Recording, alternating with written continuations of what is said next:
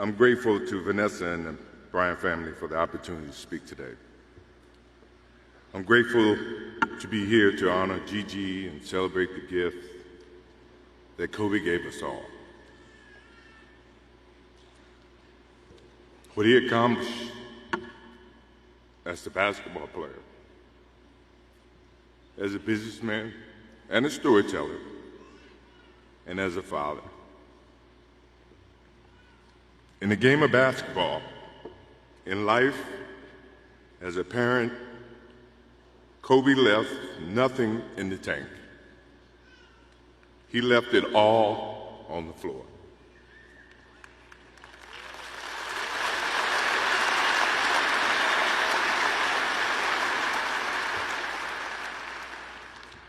Maybe it surprised people that Kobe and I were very close friends, but we were very close friends. Kobe was my dear friend. He was like a little brother. Everyone always wanted to talk about the comparisons between he and I. I just wanted to talk about Kobe.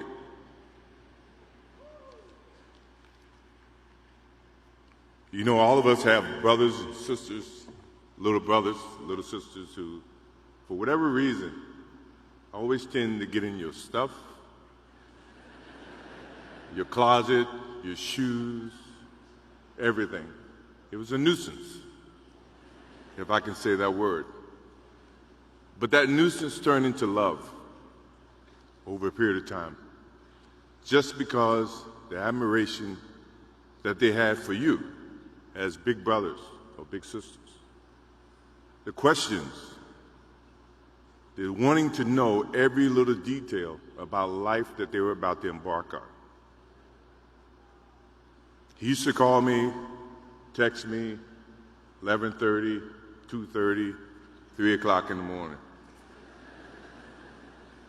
talking about post-up moves, footwork, and sometimes the triangle. At first, it was an aggravation. But then it turned into a certain passion.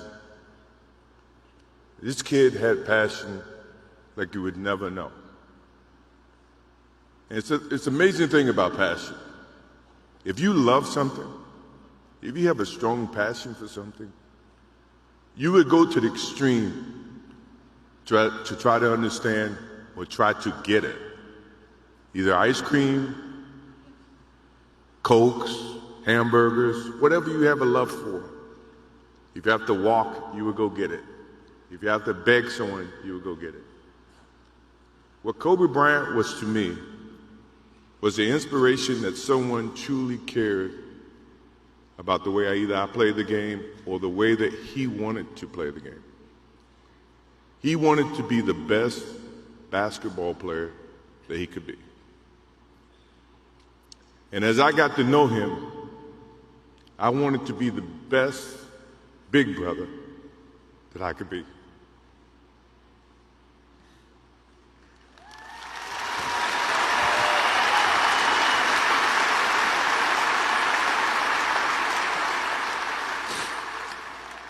To do that, you have to put up with the aggravation, the late night calls, or the dumb questions. I took great pride as I got to know Kobe Bryant that he was just trying to be a better person, a better basketball player. We talked about business. We talked about family. We talked about everything. And he was just trying to be a better person. Now he's got me. I'll have to look at another crime meme for the next.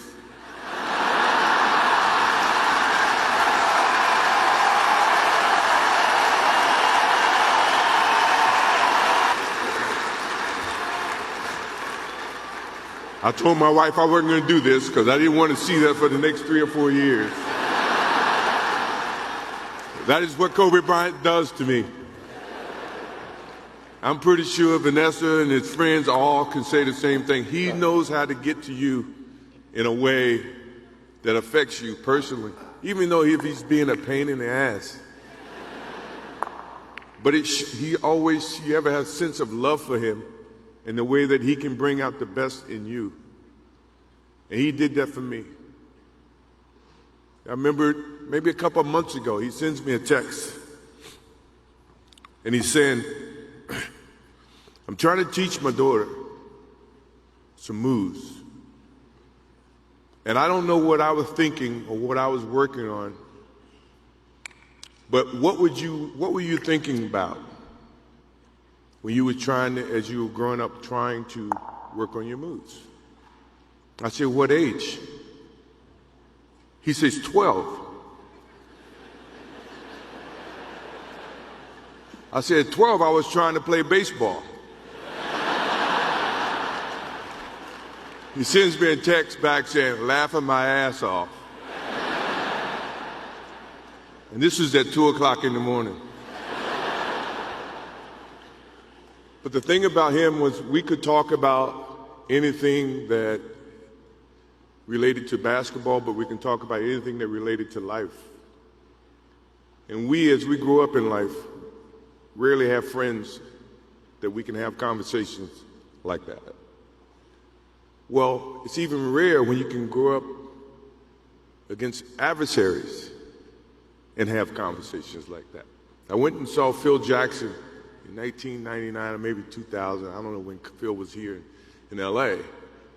And I walk in and Kobe's sitting there. And the first thing, I'm in a suit. First thing Kobe said, did you bring your shoes? No, I wasn't thinking about playing. But his attitude to compete and play against someone he felt like he could enhance and improve his game with. To me, that's what I loved about the kid. Absolutely loved about the kid. No matter where he saw me, it was a challenge. And I admired him because his passion, you rarely see someone who's looking and trying to improve each and every day, not just in sports, but as a parent, as a husband. To Vanessa, Natalia, Bianca, Capri, my wife and I will keep you close in our hearts and our prayers. We will always be here for you, always. I also want to offer our condolences and support to all the families affected by this enormous tragedy. Kobe gave every last ounce of himself to whatever he was doing.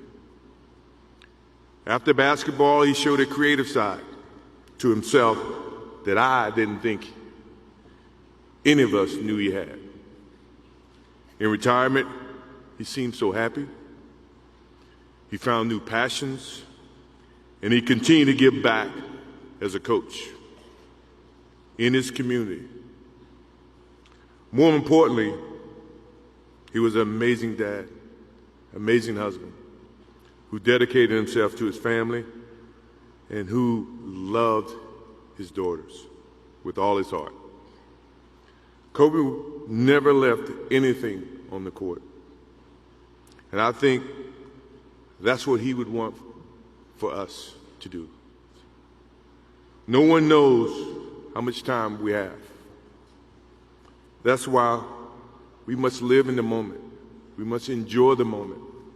We must reach and see and spend as much time as we can with our families and friends and the people that we absolutely love. To live in the moment means to enjoy each and every one that we come in contact with. When Kobe Bryant died, a piece of me died.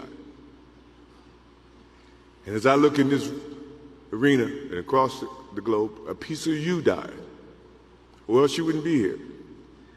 Those are the memories that we have to live with and we learn from. I promise you, from this day forward, I will live with the memories of knowing that I had a little brother that I tried to help in every way I could. Please rest in peace, little brother.